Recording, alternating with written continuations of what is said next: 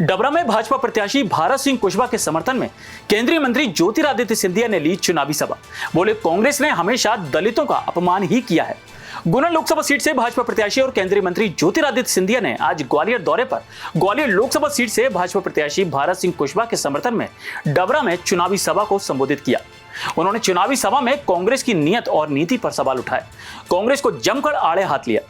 भाजपा राज में डबरा के विकास की बात करते हुए उन्होंने कहा कि भाजपा की डबल इंजन सरकार के कारण ही रतनगढ़ सिंचाई परियोजना संभव हो सकी है।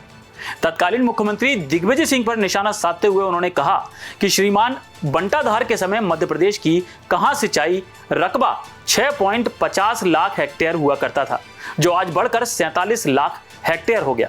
भाजपा नेता ने कहा कि कांग्रेस दलितों की बात तो करती है, लेकिन इतिहास गवाह है कि संविधान को लिखने वाले डॉक्टर भीमराव अंबेडकर को संसद में जाने से कांग्रेस ने ही रोका था।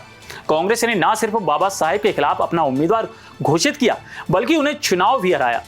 यही नहीं, बाबा साहब को चुनाव हराने वाले व्यक्ति को पद्म भूषण से सम्मानित कर भारत माता के माथे पर कलंक लगाया। वहीं एक तरफ बीजेपी है जिसने दलितों के सम्मान की रक्षा की, डॉक्टर भीमराव अंबेडकर की स्मृति को चिरस्थायी बनाने के लिए उल्लेखनीय कार्य किया। विपक्षी गठबंधन को ठकबंधन करार देते हुए उन्होंने कहा कि यह सनातन और राम को काल्पनिक बताते हैं। केंद्रीय मंत्री ज्योतिरादित्य सिंधिया ने कहा, प्रधानमंत्री नरेंद्र मोदी के नेतृत्व में भारत माता का झंडा पूरी दुनिया में नहीं बल्कि चांद पर भी फहरा रहा है। इस मौके पर उन्होंने डबरा के मतदाताओं से भाजपा प्रत्याशी भारत सिंह कुशवाहा के लिए वोट मांगे और कहा, देश का भविष्य भाजपा के हाथों में ही सुरक्षित है। आज कांग्रेस अनुसूचित जाति समाज की बात करती है। मैं अपने अनुसूचित जाति समाज के भाई बहनों को कहना चाहता हूं, इतिहास के पन्नों को पलटो।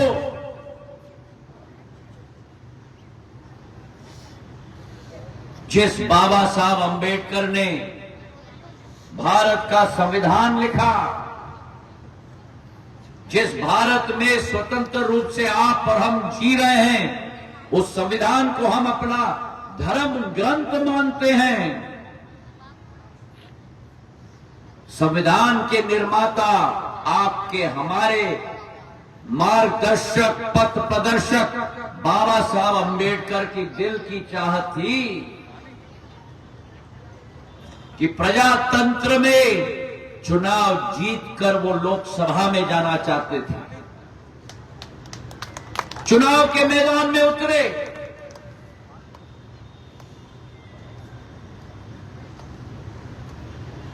ये आजादी के 5 साल बाद की बात कर रहा हूं मैं।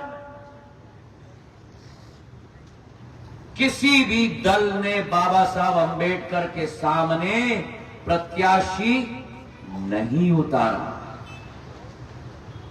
किसी भी दल ने बाबा साहब अंबेडकर के सामने प्रत्याशी नहीं उतारा।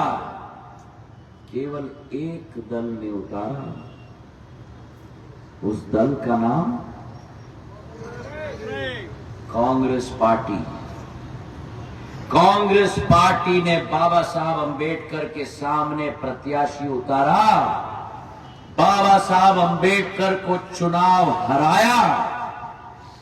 और ये जैसा काफी नहीं था, चुनाव हराने वाला कांग्रेस के प्रत्याशी को कांग्रेस पार्टी ने पद्म भूषण से सम्मानित किया। मेरे भाइयों और बहनों, इससे बड़ी कलंक की बात नहीं हो सकती। ये कलंक दलित समाज के विरुद्ध नहीं, ये कलंक भारत माता के हर सपूत के माथे पर कांग्रेस पार्टी ने लगाया है। मेरे भाइयों और बहनों, देश दुनिया की सभी खबरें देखने के लिए जुड़े रहिए आचरण न्यूज से। आचरण न्यूज, हर कदम आपके साथ।